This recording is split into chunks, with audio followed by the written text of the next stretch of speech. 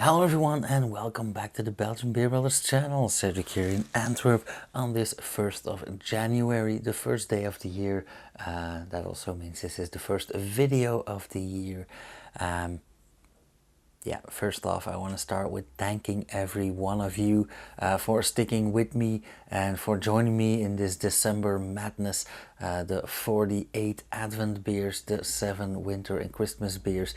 And then before that, the 7 American IPAs in November. Wow, that means 62 beers in 5 weeks. So this is gonna be the last video in that series. I still have a get together tonight, and then my next video will probably be, I think, Saturday the 4th.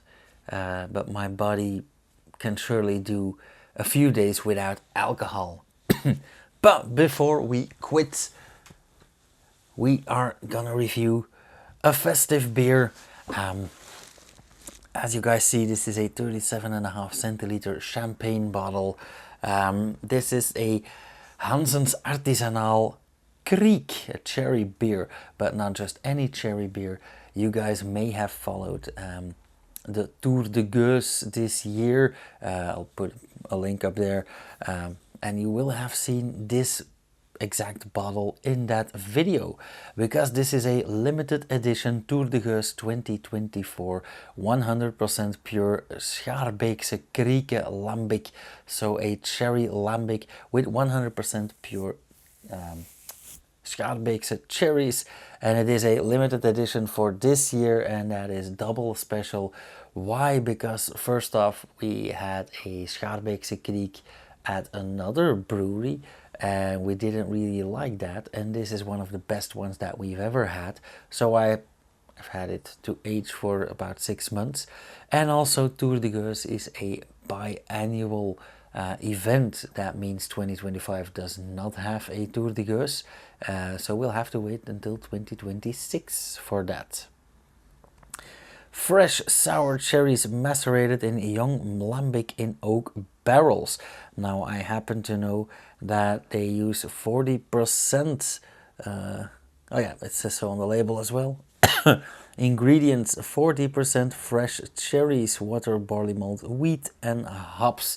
So a very classic Schaarbeekse cherry lambic. It is bottled in March of 2024. It has a shelf life of 20 years and an ABV of 6.5, which is relatively high for one of these fruity lambics. But no complaining here. And I'm gonna drink this out of a very classic Hanssens Artisanaal glass. This is one of their tasted glasses. And actually I'm not supposed to have this, but I thought they were so cute, and actually I have very small hands, so for me these are quite handy as well. And I got to talking with one of the people from the brewery, and they gave it to me, so thanks a lot.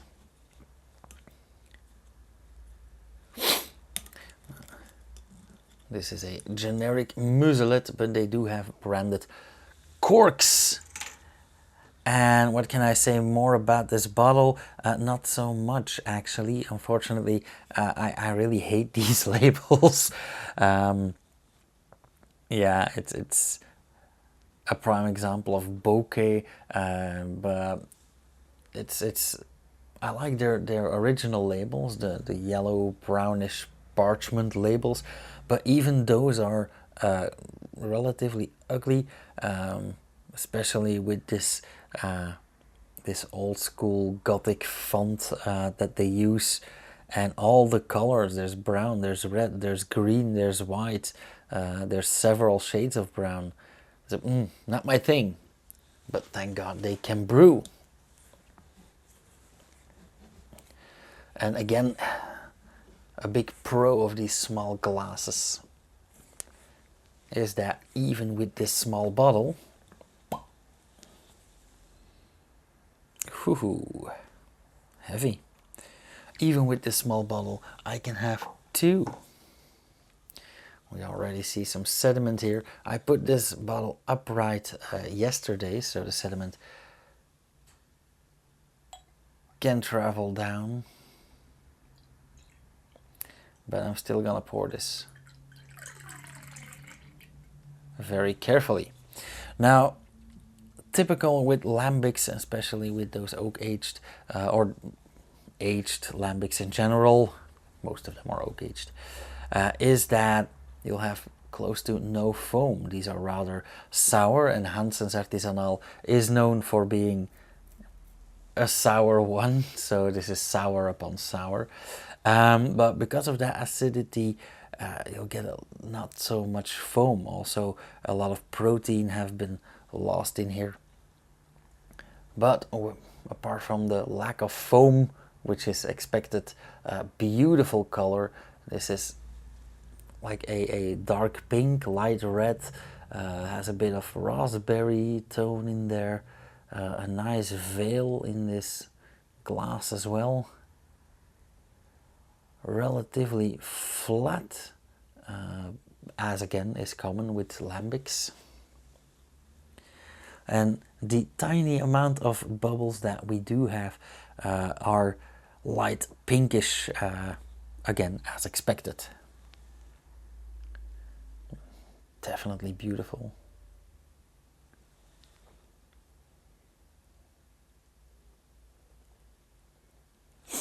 Lovely aroma. It's almost like a perfume. On one side you get all those classic lambic scents, that is sour, acidic, but also straw, a bit of malt, wheat malt. But on the other hand, everything you expect from that fruit. It's very fruity. It is,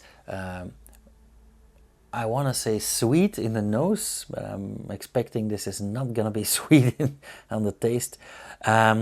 But yeah, a bit of sweetness in the nose, very fruity, very soft, velvety, typical cherry, and I'm not talking maraschino cherry or sour cherries, but spot on those lovely cherries that we get on the market, those freshly picked cherries.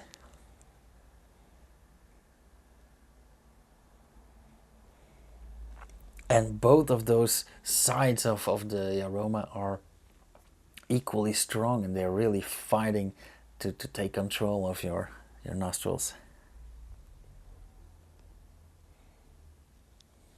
Fantastic.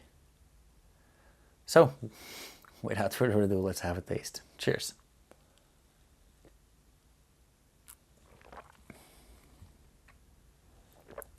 Oh wow.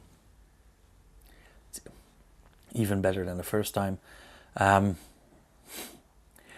the Tour de Geuze, we tasted like 30-ish, 35-ish lambics and Geuze, if not more. And all I instantly remembered was this was great, but no details. I have it written down somewhere. However, this is so good.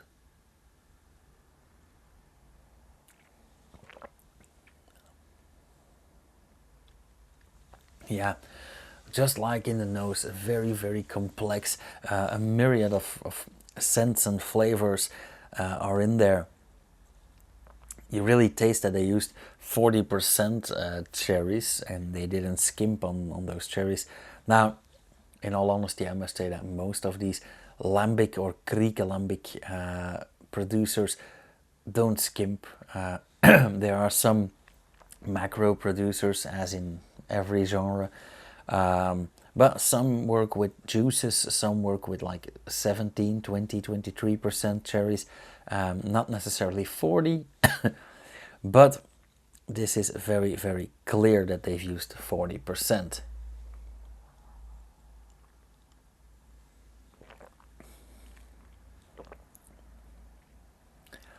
Yeah, very in your face. Yeah, I'm gonna say very cherry. Really tastes like those fresh cherries, but at the same time I do get like that old school cherry yogurt, which I absolutely love, by the way. But I am a cherry fan. I also like Krieken confiture. Yeah, definitely awesome. But at the same time, it is a bit, I would say, dry and typical lambic. It's a bit astringent. It is acidic, sour, of course. But again, we get that sweet and sour, and it really gets astringent on the roof of the mouth, in the back of the mouth, the weak tissue, the throat. Also, the retronasal flavors and scents that we get are off the chart.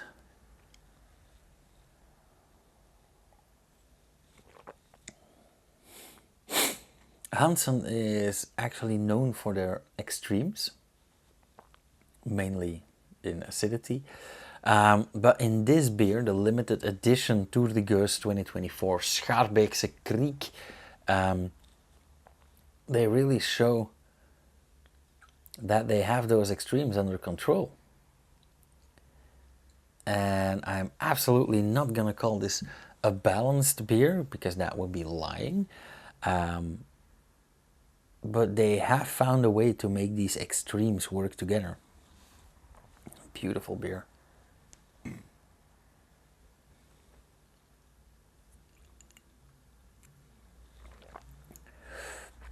So as for the scoring, yeah, I think that you'll notice I'm very enthusiastic and I'm nothing but positive.